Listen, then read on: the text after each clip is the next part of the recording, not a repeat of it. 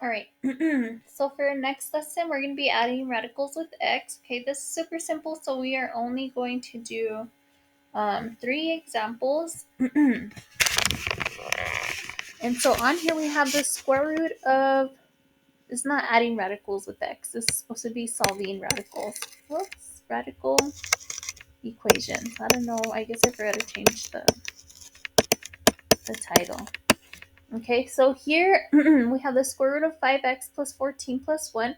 So first we need to get the radical only by itself. So this one here, I'm going to go ahead and subtract it on both sides. What I do to one side, I got to do the other side. And we get the square on that. The square root. I don't know why my pen's not working. Let me get the paper. The square root of, there you go, 5x plus 14. And then the ones canceled, 4 minus 1 is 3. Once we get to that part, we go ahead and we can take the square root away by doing the opposite and squaring. What I do to one side, I got to do to the other side. So the square root and the squared end up canceling each other out, and we're left with 5x plus 14 equals 3 squared is 9. Then we just go ahead and solve for x like we would normally. This cancels, and we get 5x equals 9 minus 14 gives me negative 5. Then we divide both sides by 5. This cancels, and we get x equals negative 1. And that's it. So for example, here this 19, we're going to go ahead and move it to the other side. Minus 19, minus 19. These 19s cancel, and we get the square root of 3x plus 19 equals 20 minus 19 is 1. Once we get the square root alone on one side, we can go ahead and square it. What we do to the one side, we got to do to the other side. So the square root and the square root cancel, and we get 3x plus 19.